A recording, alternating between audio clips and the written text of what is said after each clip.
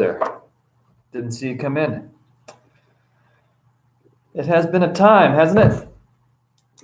Guys packing up. I was trying to figure out how digital technologies work, just a mess. But I hope you guys have all made it home safe and sound and, taking some opportunities to rest up a little bit before we go to work again and, whatever.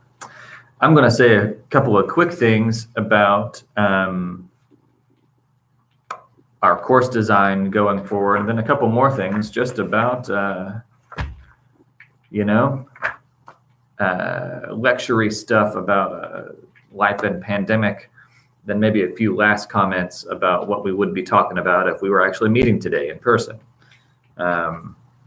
So first and foremost, this will be the last installment of the Intro to Postgraduate Fellowships.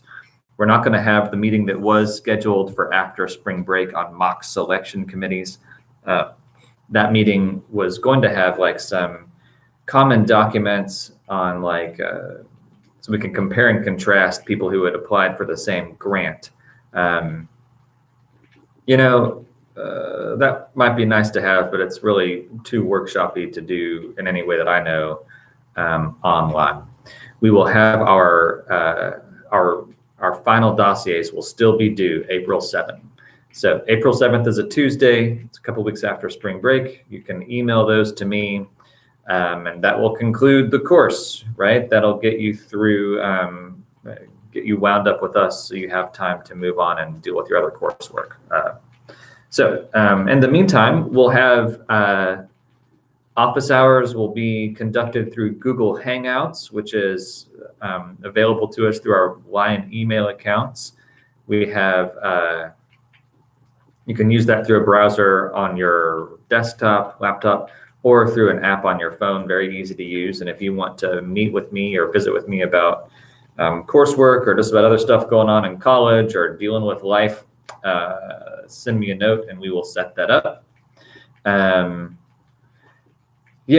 A few bigger picture kinds of things, which I've actually written onto the board back here.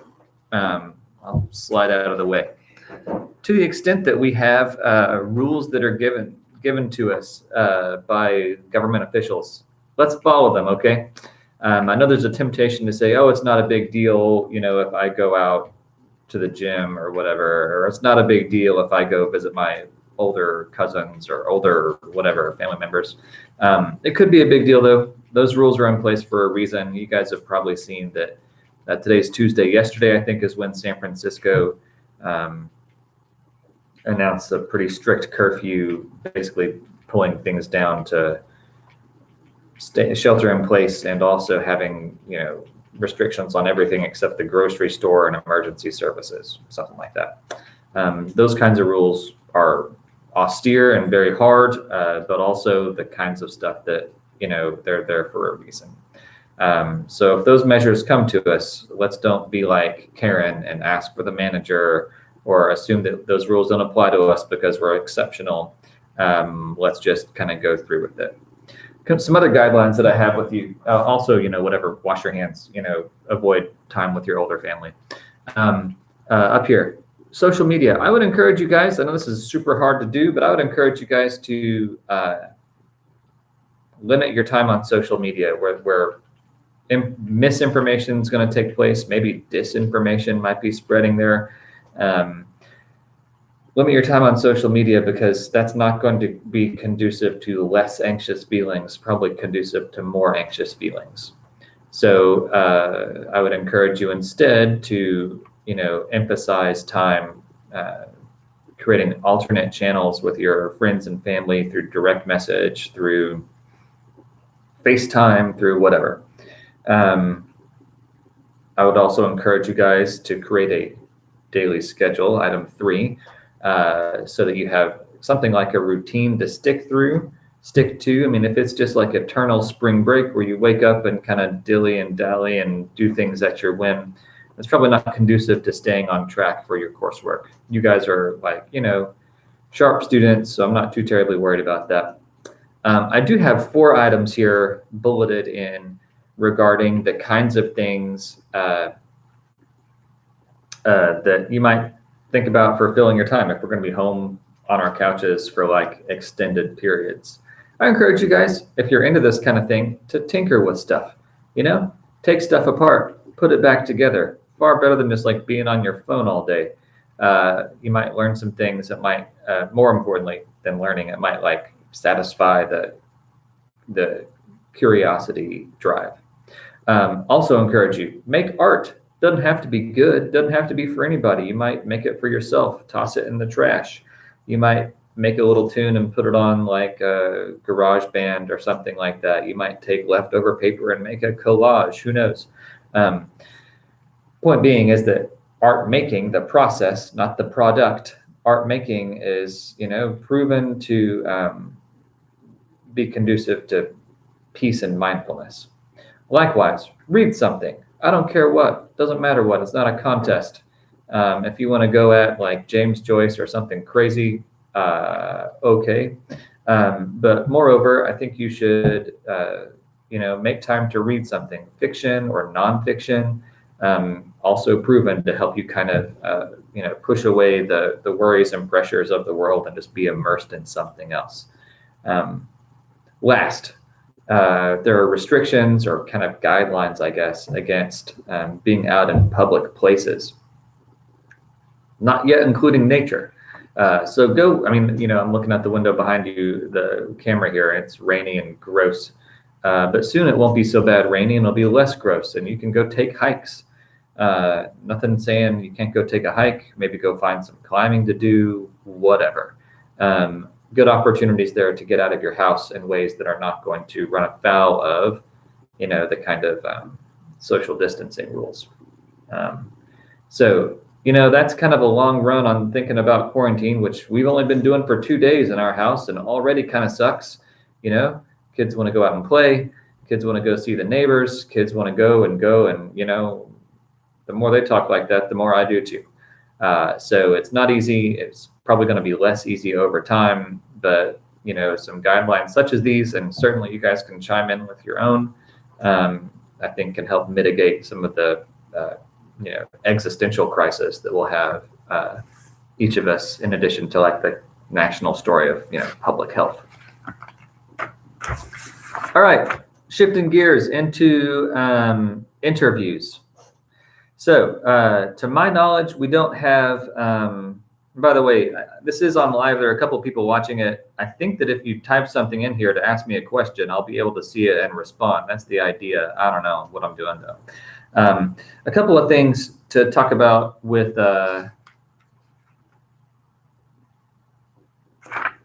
doing interviews. So I scheduled this because some of these fellowships and grants do require interviews as like a late stage deal. JET, the Japanese exchange for teaching program, is one of them.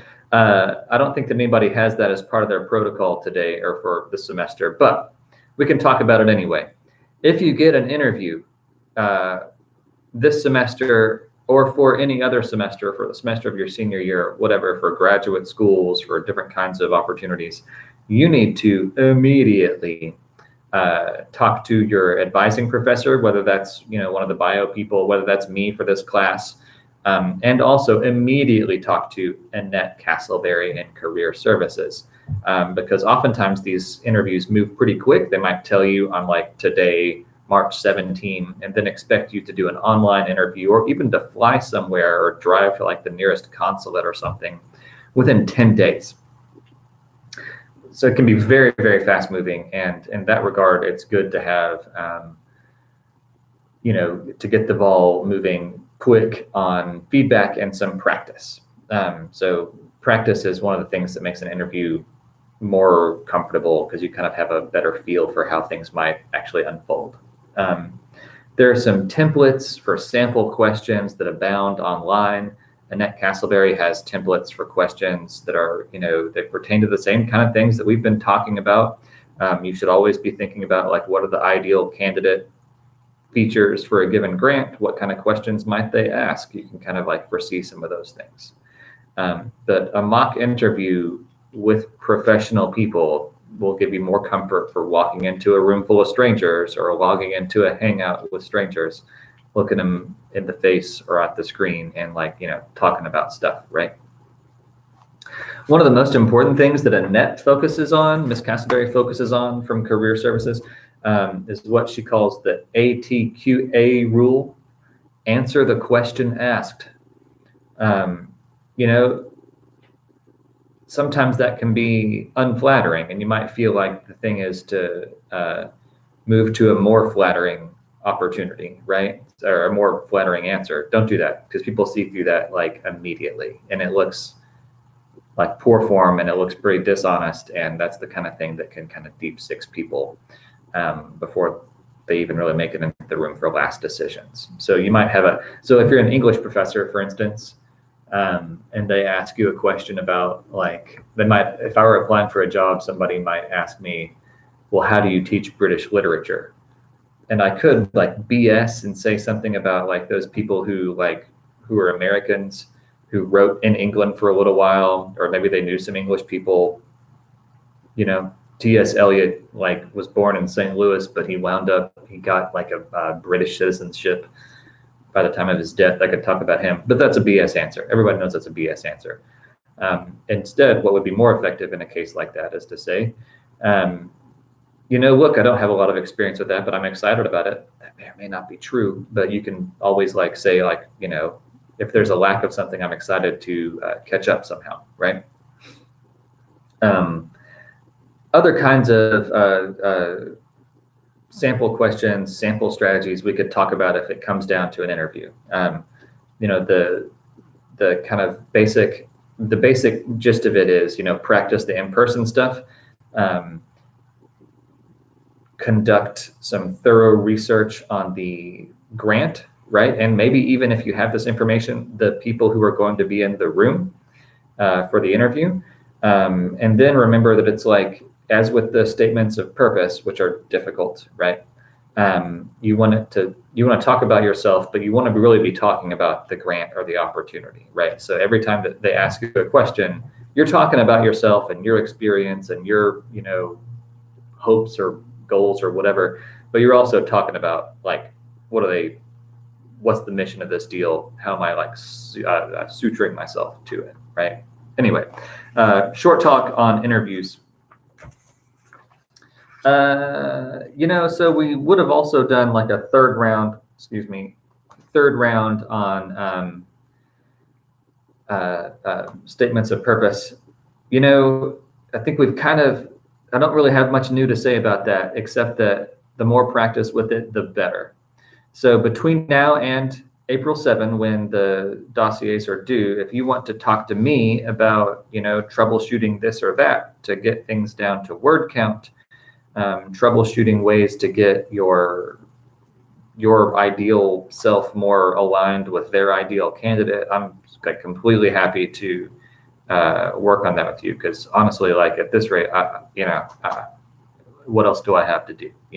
Seriously, so please send me some time to set up some Google Hangouts, talk about stuff, etc. I am looking at my notes. That appears to be all that I have for you today. I miss you guys. I think it's pretty weird to not have our beloved students around campus, but that's the deal. I think maybe following some guidelines like these here at the bottom, right, can help us muddle through it. And then when we come back in the fall, we'll be all the more eager to see each other. I guess that's the silver lining here. In the meantime, stay hydrated, wash your hands. We'll make it through. Catch you guys later. Bye.